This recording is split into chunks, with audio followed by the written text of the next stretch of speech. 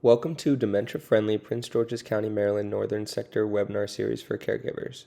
Today's topic is DFA PG County, Maryland Northern Sector End-of-Year Review for 2021 and 2022, sponsored by Prince George's County Government and the Department of Family Services. Good afternoon, everyone, and welcome to the Dementia-Friendly Northern Prince George's County End-of-Year Review. My name is Catherine Farzan, and I am an Action Team member on the DFA Northern Prince George's County team. Today, I will be sharing the DFA accomplishments for the July-June 2021-2022 year. For those who are just joining us for the first time, I wanted to start off by giving a quick history of how DFA came to Prince George's County, our mission and current action team, and then move forward with our accomplishments for the year. Next slide. So Dementia Friendly America, also known as DFA, was a national initiative formed out of the 2015 White House Conference on Aging. It is dedicated to empowering participating communities, caregivers, and those living with various types of dementia with resources and tools.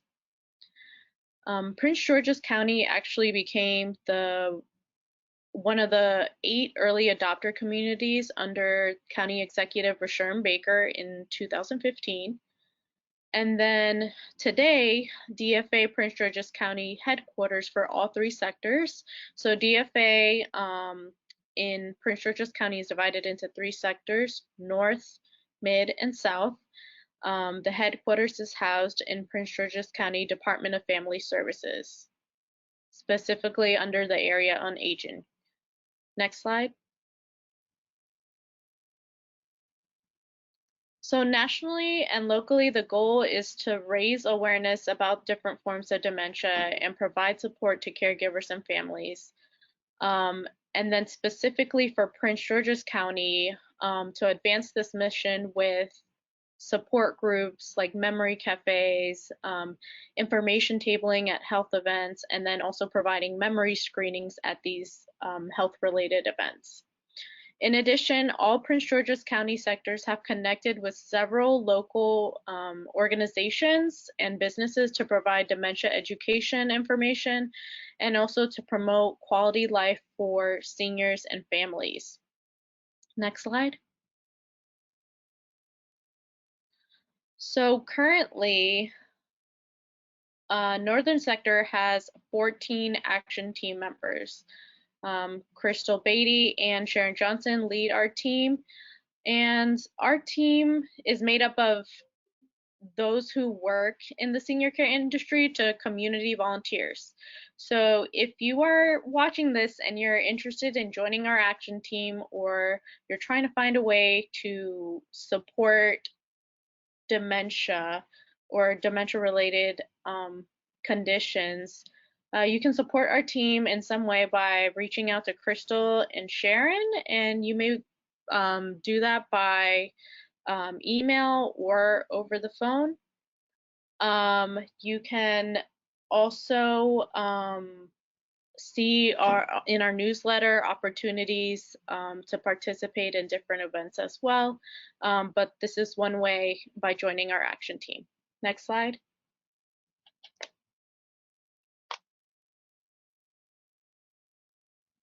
So although COVID had canceled many of our in-person activities, we found a way to stay connected to our communities by hosting virtual and socially distant resource fairs. We also had continued with our newsletters and also changed a lot of our workshops to virtual events. Next slide. So this past year, we were able to host 2 events. Both were drive-through and outdoor events. We had one in the fall of 2021 with 100 attending. Both of them were located in Greenbelt. And then we also did in the springtime an open air resource fair. So both of these were with the organizations that are listed below, just to help support our caregivers find the right resources for them. Next slide. Here we have a picture of Crystal talking to Al Jazeera News, who wanted to do a report on minority health. And this is our setup here for DFA and what it looks like for most events. Next slide.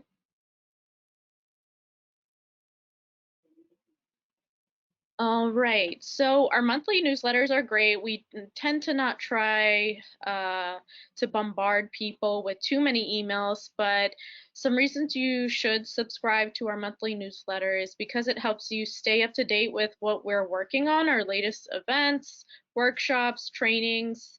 All of these are free educational resources. So we'll do webinars, trainings, and other in-person or virtual events.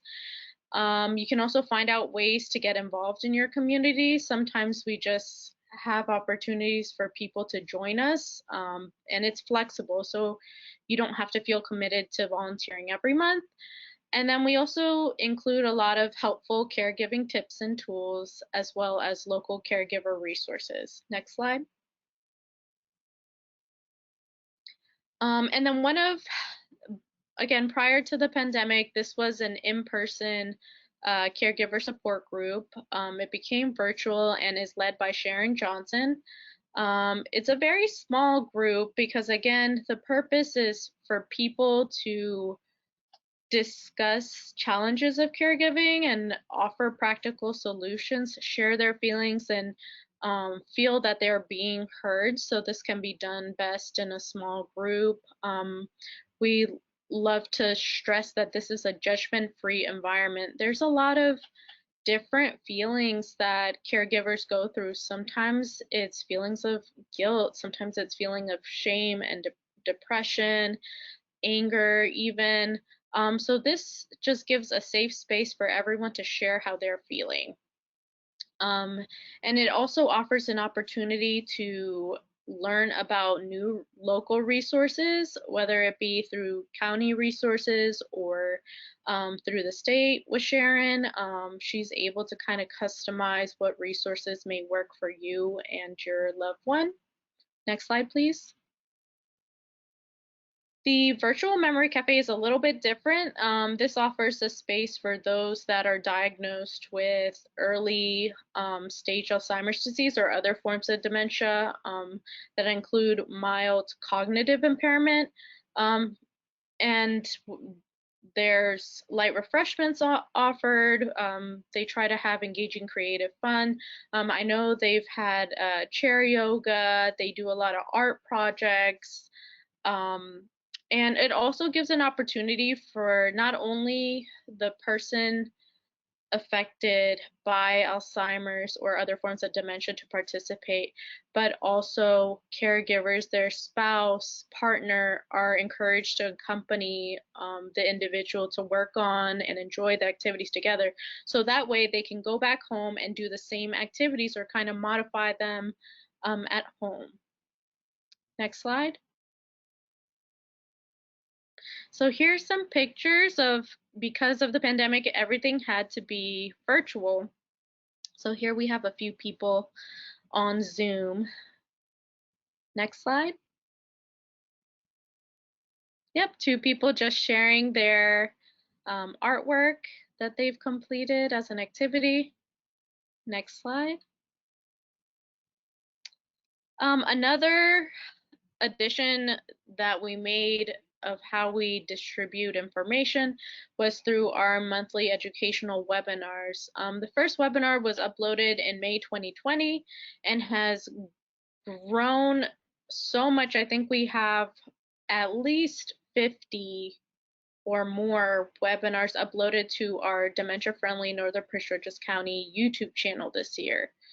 For this specific year, we've uploaded about 25, but there's topics like building caregiver resilience, normal aging versus dementia. We've done book reviews. The book reviews are really interesting because the authors talk about their experience as a caregiver, and some can sometimes offer advice for challenging situations. Everyone's journey as a caregiver through Alzheimer's is different, but it's nice to hear where it all kind of meets in similar places. Um, and even when you sign up for the educational webinars, you have the opportunity to go back and look at the videos, and even if you miss them, they're still there. We tend to send, if you subscribe to our email list, the videos for each week. That after each week we have the presentations and they get uploaded and then sent to you by email, so that way you know that something new was uploaded. Next. So as I said earlier, we participate in a lot of health-related events, a lot of health fairs at senior activity centers as well, and through the Northern Prince George's County. We recommend those adults at age 40 plus to start being screened. We use the brief Alzheimer's screen provided by the Alzheimer's Foundation of America. It's about 5 questions. Each question, again, just kind of tests how well our memory is. I won't discuss what the questions are, but then the participant scores either 23, which is a normal score, or below, and they would need to follow up with a health professional for further testing. So if it's below 23, or I'm sorry, 23 or below, then you would need to follow up with a health professional. And then if it's above that, I would say typically if it's above 30, you're in good shape. Anything below 30, you're kind of on the cusp.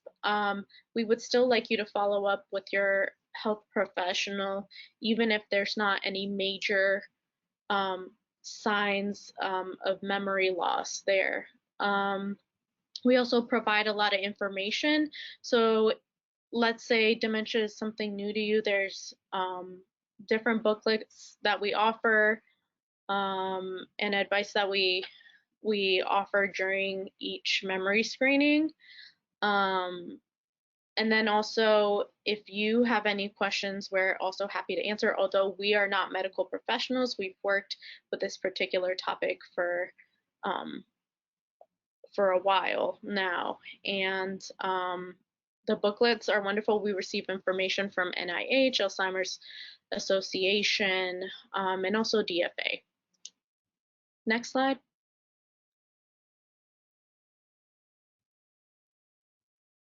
Next slide, please.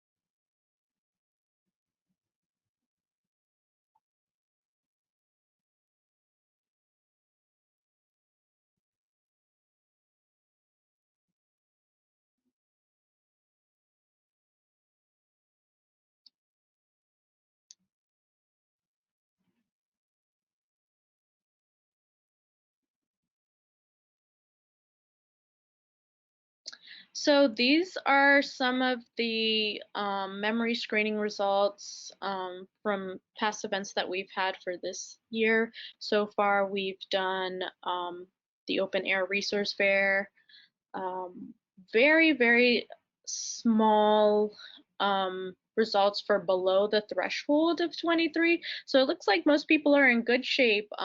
It'll be interesting to see what our screening results look like for the coming year, just as we are coming out of COVID, or who knows what may be next, going back to COVID, or then going um, back to normal again. But so far we've done 3 sites. We did like I said, the open air resource fair. Then we also did the Senior Health and Fitness Expo, and then the Bowie Senior Information information and referral fair, where we had our highest number screened so far. Next slide.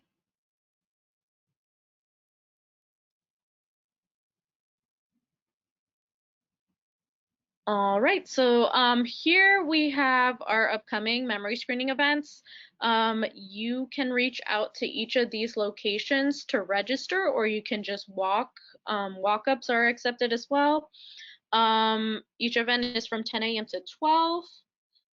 And like I said, no sign up is needed, but you can, if you would like to feel like you need to talk to one of our team members about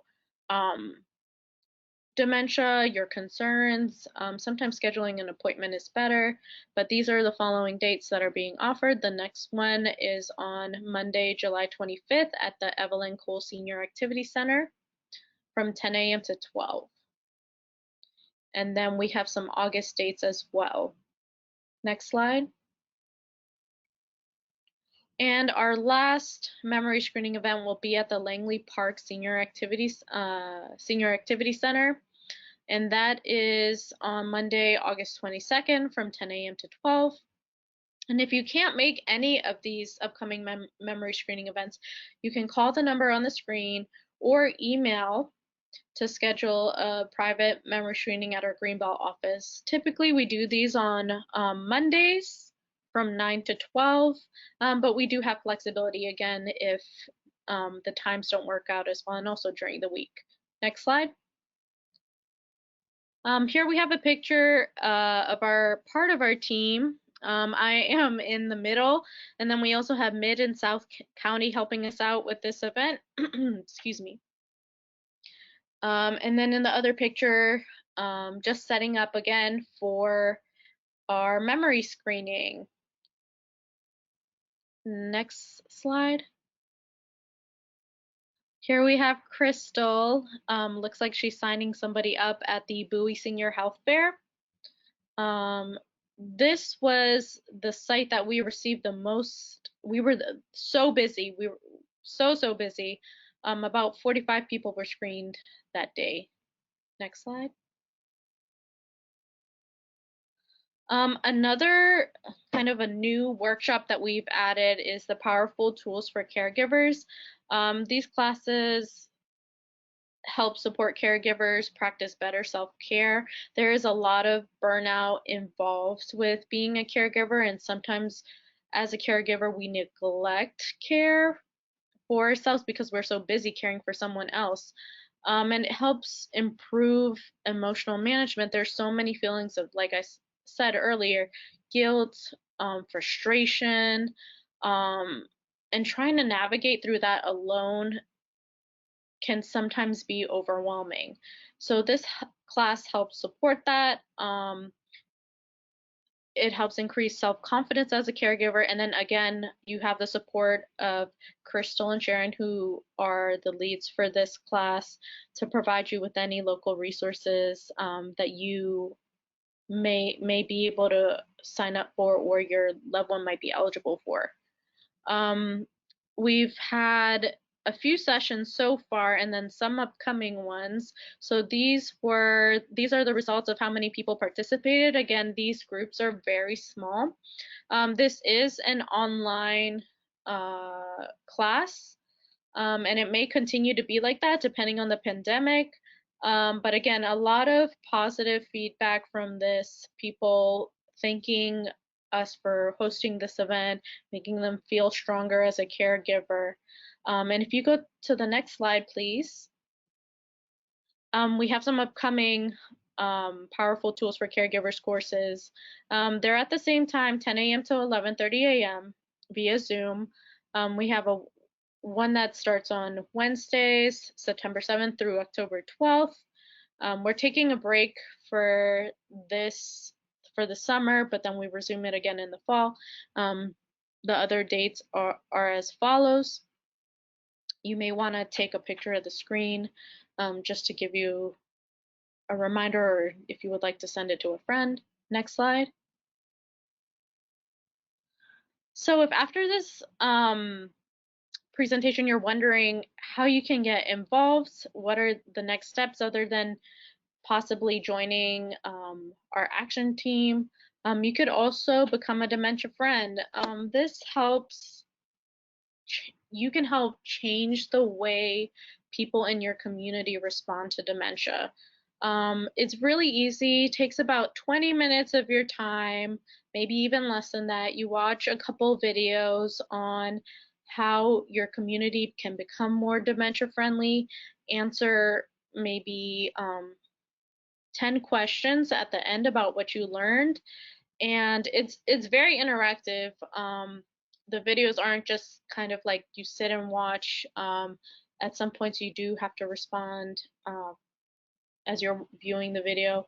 You can also join it as a live interactive session by a dementia friend champion. But again, if you would like to, it's more convenient, you can do this online. I have listed the website here. And for the 2021-2022 year, 20 people became dementia friends. Next slide. All right, and that's our accomplishments for the year. Thank you again for joining us. If you have any more questions, please feel free to contact Crystal Beatty or Sharon Johnson. Their contact information is here.